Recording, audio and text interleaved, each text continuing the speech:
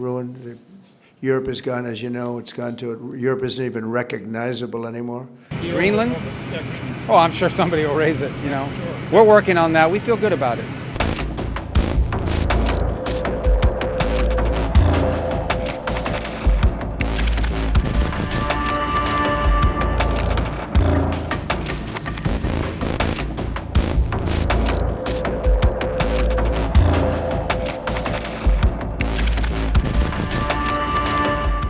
Huge numbers of world leaders, top military officials and politicians have descended on Germany for the annual Munich Security Conference to discuss the key issues facing the world.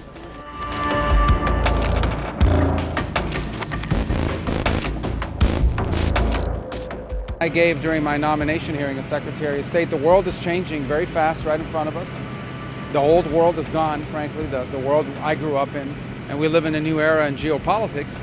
And it's going to require all of us to sort of re-examine what that looks like and what our role is going to be. And we've had many of these conversations in private with many of our allies, and they are our allies.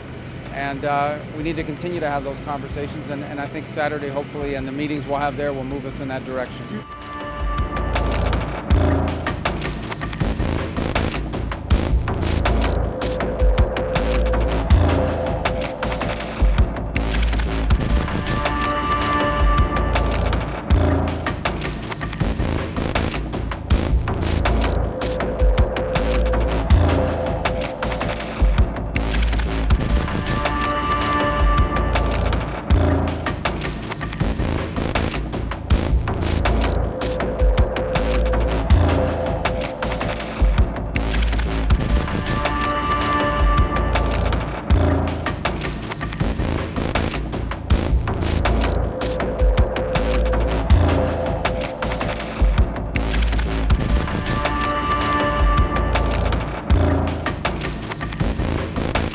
Last year, Vice President J.D. Vance came and launched a blistering attack on America's European allies, forcing leaders to confront a future where the US is not always aligned with Europe.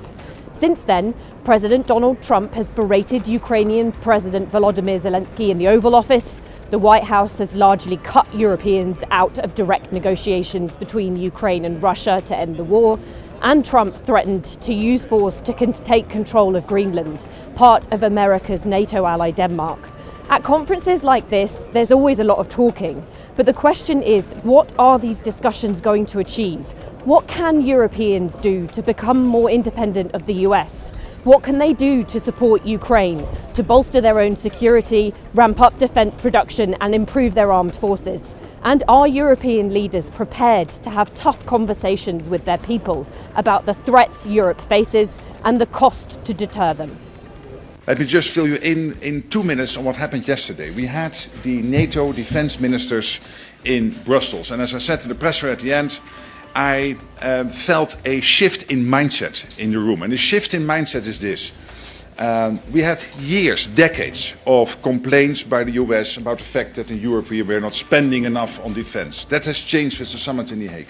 The shift in mindset is that yesterday in the room what we felt, all of us, and there was a clear coming together of vision and of unity, is Europe really stepping up. Europe taking more of a leadership role within NATO. Europe also taking more care of its own defense.